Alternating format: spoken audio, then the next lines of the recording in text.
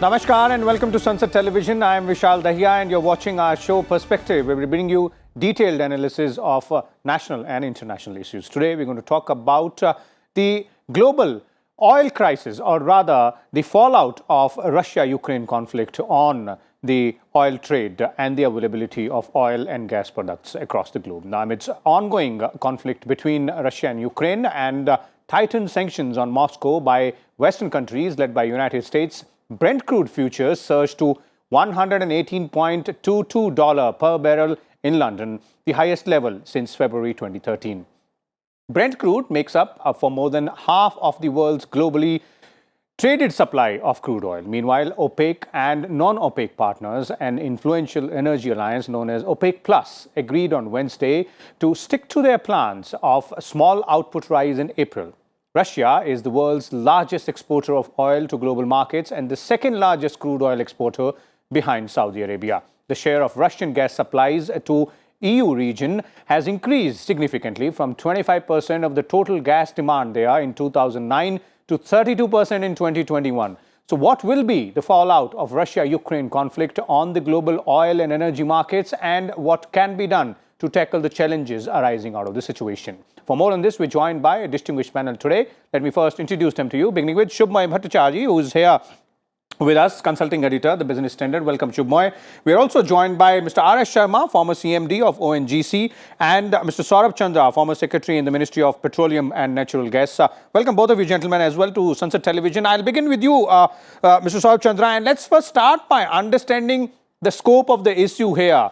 Specifically, we would like to understand how serious is the situation when we are looking at the oil and energy markets across the globe and these challenges which are arising due to the ongoing conflict and the economic sanctions as well? There is great apprehension. The sanctions up to now have been primarily aimed at crippling the Russian economy and their financial systems. The assets of their central bank have been frozen. Mm-hmm. Fortunately, the oil and gas exports have not been hit as yet. Russia exports about between 4.5 million barrels per day to 5 million barrels per day of oil. Now, if that gets affected, it would mean disrupting the demand-supply balance significantly. In the short run, there is little that one can do to make up this shortfall. Mm-hmm. One way is that let's get Iran back into the market. It'll help to some extent. Some of these countries like Saudi Arabia have the potential to produce more. Even UAE, which has been exporting very large quantities of crude oil, they can be persuaded to produce more, but there would still be a gap. And this will be reflected on the prices. India does not import too much crude oil or gas from Russia, but the prices will affect it.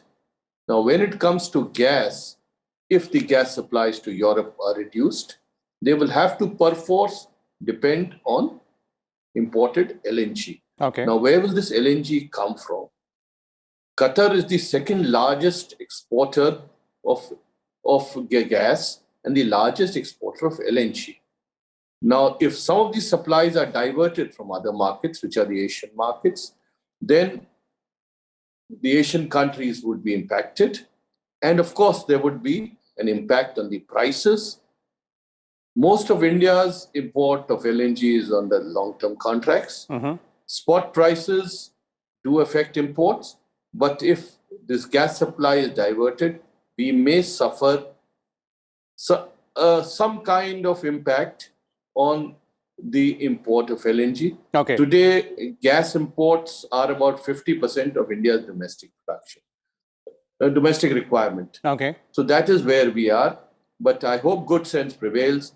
Oil and gas exports from Russia are not brought under sanctions. Okay. Mr. R.S. Sharma, your assessment of the global situation which we're witnessing right now with the oil and gas or rather energy markets there, and also do you concur with what Mr. Chandra is referring to, that as far as India is concerned, we might feel the ripple effects, not the direct push of this particular situation? Firstly, I absolutely agree with what Chandra Saab has said. And it's not a ripple effect. We are perhaps amongst the most vulnerable economy getting adversely affected with the rising food prices. Let me go little earlier than this Ukraine problem. As you would have noticed, the crude prices had been inching up slowly. They had reached $90. That time there was no Ukraine crisis. Ukraine crisis has only taken it to crossing $100 and then yesterday crossing $120. It has only accentuated the problem. Even before that, crude prices are moving up. Reason being, right now the demand has come back to the pre-COVID level, almost 100 million barrels a day. The supply has not been able to keep pace in the sense that their spare capacity has been shrinking. Okay. And I was just reading the statement from the OPEC, the chairman, Mr. Barkindo, telling that this climate lobby has taken the oil industry under siege. That means there's so much of campaign. There are no investments happening for increasing the oil and gas production. Okay. The lenders are not advancing money to the producers of oil and gas. So that kind of lobby has been responsible for the prices moving from $65, $70 to $90+. And now this Ukraine problem has accentuated. And today the situation, perhaps we are not realizing. Somehow the government is keeping it camouflage. Let's see how the things unfold next week after the last phase of the UP election. So perhaps we are in for 10 to 12 rupees per litre increase in the prices of petrol and diesel, and that the cascading effect on the entire economy, the exchange rate, the balance of trade, the inflation, and even otherwise the fiscal deficit. Okay. All-round implications, adverse implications are going to be there, which are under wraps as of now. So I am perhaps, maybe I may sound a pessimist, but I am extremely worried of the current situation so far as its impact on India, because India imports 85-86% of its consumption requirement for oil and 55% or so about the gas. Okay. So we are heavily dependent on imports. Okay. Indeed, this is a matter of concern, and you're right there, Mr. Sharma, something which Mr. Chandra was also referring to. I'd like to bring in Shubhmoy here. Shubhmoy, as both the gentlemen are pointing out, when we look at the global scenario, of course, there will be, all of this is interconnected. And a closer look at a closer scrutiny of the Western sanctions against Russia also reveal that the SWIFT platform ban for the Russian banks has left out certain banks which were dealing, or rather, which were responsible for the trade in oil and gas energy. So there is some space left out there. It's not, a complete all-out push as far as the oil and global energy markets are concerned. That's right. I mean, that's a very good point that you're raising, Vishal. I take on board what Mr. R.S. Sharma and Mr. Saurav Chandra are saying. But let me put it this way. A war might have a humanitarian issues and all that, that's different. But a war between oil-producing countries is a very good opportunity for oil producers to make profit. Essentially, the oil-producing countries of OPEC are making up for their huge budget deficits of the past few years. It is not, I don't agree that because of the lack of investment, yes, sure, there is a lack of investment, but just because of that, prices are rising. They essentially are making a good profit. IMF scenario of Saudi Arabia had shown a massive fiscal deficit for Saudi Arabia in 2020. They've covered it up. It's been a good time for them. But what does that mean for India? Are we in a very bad situation? Let me put it this way. First of all, if you look at the numbers, and the interesting thing about these numbers is that if you look at our current oil deficit in a normal year, it roughly is about $105 billion. If oil goes up to about 100, we shall be broadly be, because we also export refinery products, we'll be broadly about $140 billion worth of deficit on oil. To balance that, what do we get? We've got a goods trade deficit. So our goods trade deficit will not balance it, it'll actually add to it. So we will have about $240 to $250 billion worth of deficit there. What does it get recovered by? One, we are a net exporter of services. We have a surplus, roughly about $110 billion.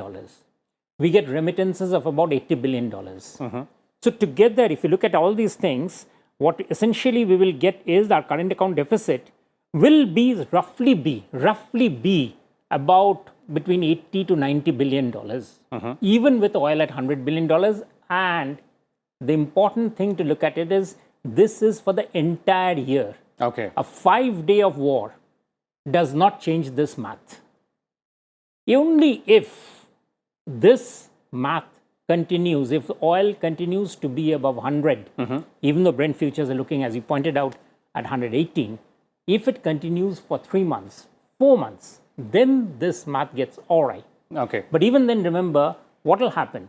We get FDI, we get FPI. FDI, roughly, we get about $45 billion. FPI, we get about $25 billion. So roughly, then that gets balanced.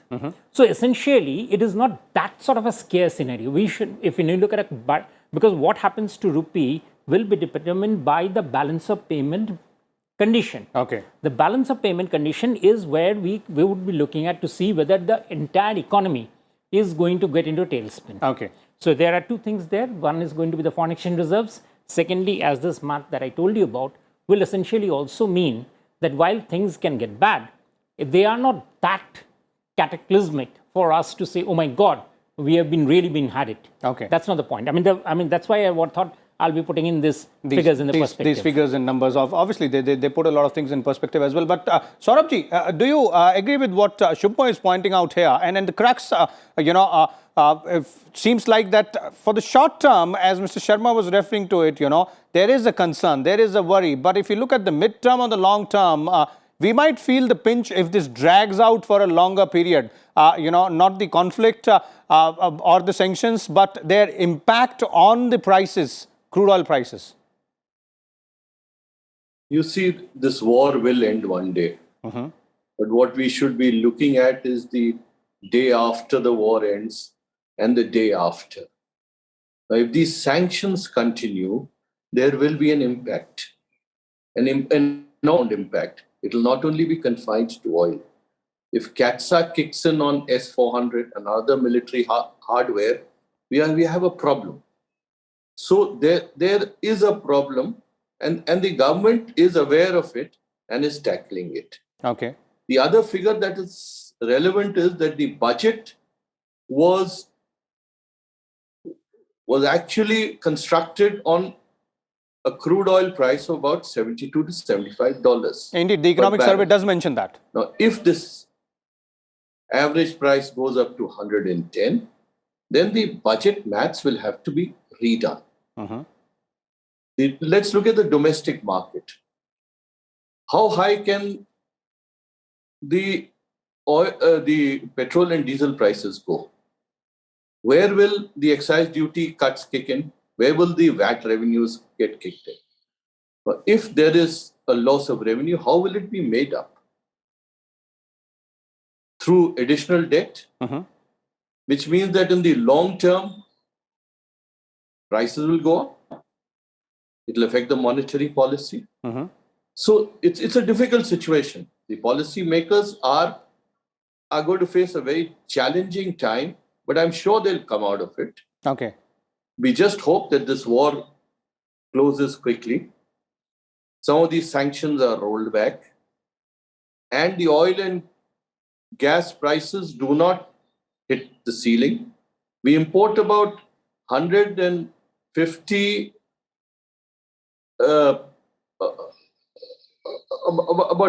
billion barrels in a year, Okay. roughly 4.5 per day.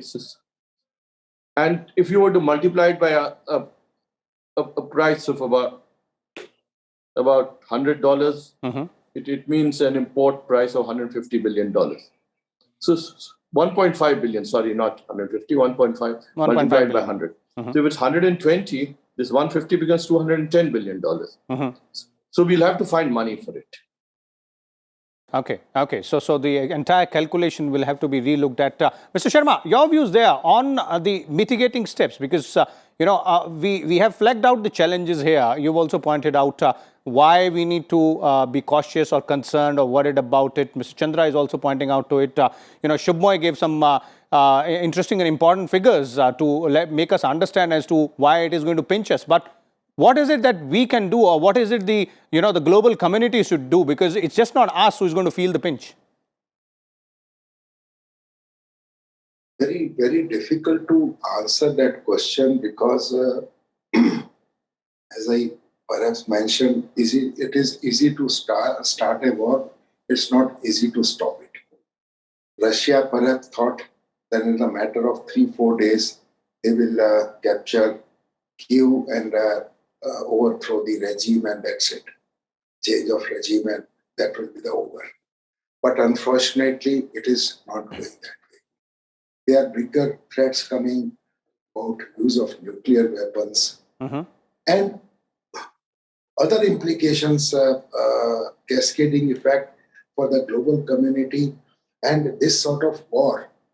In fact, prior to this, we never had in the last 70 years this kind of war. Okay. Where, if you look at the Iraq invasion or kind of other conflicts after India, Pakistan 1970 war, we did not have any war on this large scale. And now the current, the armaments and current resources the countries are having, it is getting bad to worse. Okay. So I'm deeply worried about the entire situation, and particularly about the oil and gas. So as it was clarified that right now this payment mechanism SWIFT has spared some of the banks which are dealing with the receipt of payments against this oil and gas. But in a situation like this, you don't know if those things also get curtailed.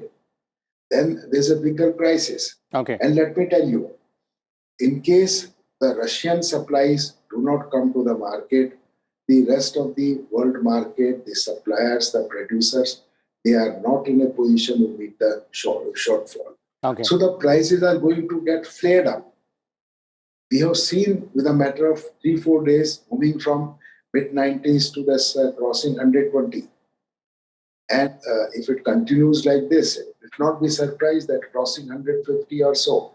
So that is a really pretty difficult scenario even to think about it. Okay. So somehow I'm deeply worried about how the situation is unfolding. Indeed. So tomorrow perhaps is going to be more challenging. Next week for the government to manage the petroleum product prices is going to be more challenging.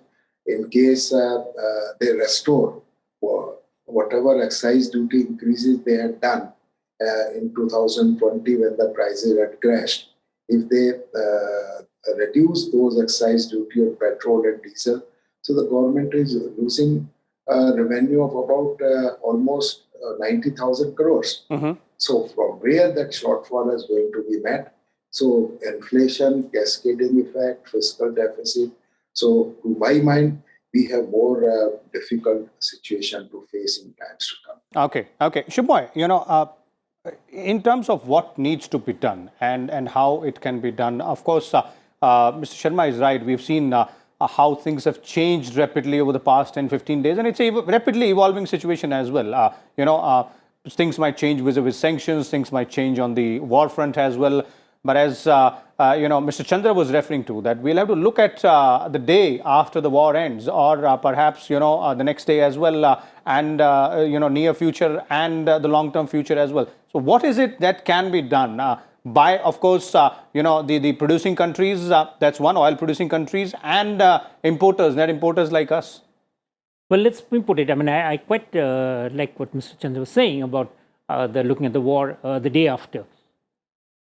What I we talked about the figures. First of all, as we say, this has to continue for a year or at least 6 months for the figure to look really that bad. That's first thing. Second thing, are we the guys who are in the war zone? No, we are not. What is India's problem? India's problem from this war is only one, that our oil bill can rise. And sure enough, it will rise. We are all agreed on that. But let's look at it. Are any of the Russian oil fields under threat, unlike in the Iraq war? No. Or in the Iran war? So the world's oil at least production, not yet. I mean, Ukraine will have to cover a considerable distance and USA will have to fight to be able to put out those oil wells in the Urals. That's not happening. If that happens, then that's a different thing. So essentially, the world's oil production capacity, whatever it is, it's not been disturbed anywhere. The second part is, let's assume the worst. Let's assume Russia collapses. What will happen? The United Nations or somebody mandate will come in to run the country. And what will be the first thing that they'll do? They'll make the oil come into the market. If more oil comes to the market for revitalization of the country, what happens to that country, we are not concerned. But that oil comes into the market, isn't it? And that eases the world supply. So essentially, right now, what you're getting is a short-term crisis, which has basically been created by the OPEC guys, because they are creating the advantage that, look, guys, we have the advantage of a short-term disruption, so let's make the most of it. Okay. India is the third largest importer of oil and gas. Obviously, today is in a far different situation from what it was in the early 90s or in the earlier oil shocks. There we were price takers. Here we can flex our muscles. We can do lots of things. One of the things is, for instance, if the SWIFT problem is there, that doesn't affect us. That's for payment to Russia. That's Russia's problem. Nobody is stopping our payments from going through. If Russia, again, was assuming the worst, Russia goes under, something happens disastrously, the sanctions stay, what happens to that slush of money across the world that's floating in the world international markets? A lot of it will leave Russia and come to India. So we have larger FPIs coming into India. There are shortages across happening in the world in terms of wheat export. Indian wheat exports will rise. Ukraine and Russia were the greatest exporters of wheat. Indeed. If they aren't able to do it, we will be doing it. So we that's are the an largest opportunity exporters there. of steel. We will be exporting it. We have got surplus capacity. Earlier periods, we didn't have this capacity. Now we have the surplus sitting in our factories. So we can actually ramp it up. Sure, there'll be inflation. The inflation which comes through by the rising price of oil. That is always there. But accepting that, and to that extent, if it's managed, and that's a question of how much the government wants to let the consumer take in the pressure, and how much the government says, let my budget soak in the pressure. There's no particular reason why the 6.9% fiscal deficit has to stay at 6.9. It can go up to 7.2, 7.3. It's a post-COVID year. We know, and with this thing, it can happen. So the government soaks in the pressure. So what exactly are the risks for India? Okay. To my mind, the risks this time are actually much lower, sir. Rather, we stand to configure a large part of the oil economy of the world because we are the guys who can decide. Okay. We are the second largest or third largest buyers. We have got the largest refinery production capacity. If any of the Russian refineries and others are knocked out, in fact, they don't have much, again, it's an advantage for us. Okay. So I don't see concerns are a lot on the oil front. But leaving that out, I don't see why we should be feeling that we are going into trouble. Okay. I mean, rather, I would think that there's an opportunity that India can encash in terms of its commodity exports. Okay. And that is what I think is a big takeaway at this Okay, time. that's a very interesting aspect, and we're running short of time. But I'd like to take a quick concluding comment from you, Mr. Chandra, on this aspect. which Shubhmoy is referring to, that of course there is a concern. Of course, we might or will feel the pinch in terms of rising prices, and we will have to rework our budgetary mathematics as well. But then there are opportunities hidden in this as well. Perhaps if they can be worked upon and cashed upon rightly, we might offset the the shock which we are getting, the crude shock. To a small extent, yes, but nothing major. Okay. We cannot set prices of oil and gas in the international market. We are a price taker. We continue to suffer an Asian premium from Saudi Arabia. Not all our efforts have helped. Mm-hmm. We try to have a coalition of importing countries which could perhaps bargain for better prices. It's not worked for crude oil. And we did bargain for better prices for LNG from Qatar. Mm-hmm. So this is a major issue. If we are going to import about 1.5 billion barrels of oil in a year, a $10 increase means another $15 billion. Okay. Now, to what extent can we make up that through increased exports is a question which is very debatable. Mm-hmm. Let us not forget one thing, that outside the oil exporting countries, the biggest trade surplus countries are the manufacturing giants. Mm-hmm. Germany, Korea, China, Japan. Unfortunately, we are still not a manufacturing giant. And our exports of manufacturers is not very high. Okay. The new schemes, PLI scheme, and the other schemes that the government has put on the table, in the future can make us a bigger exporter of manufactured goods. Okay. Wheat export, etc., we can only do to a limited extent. Okay. But let us not forget that we also get a lot of sunflower oil from. Indeed. That's also a Ukraine challenge area. And Russia. And what happens to this?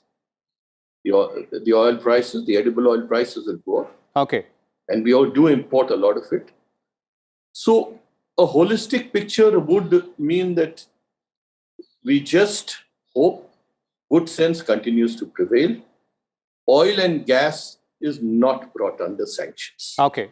That's of course the best hope we can have. Thank you so much, Mr. Saurabh Chandra, Mr. R.S. Sharma, and Shubhmoy as well for sharing your views and insight with us and our viewers. As our experts were pointing out, this is the gist of what's happening in the global oil and energy markets and the impact of the Russia-Ukraine conflict and the sanctions on Russia by the Western world. Of course, India has its own concerns and worries as well. We might feel a pinch to a certain extent, but then there are processes and strategies which are being thought about and perhaps will be put in place to tackle those challenges as well. We'll keep you updated on all those.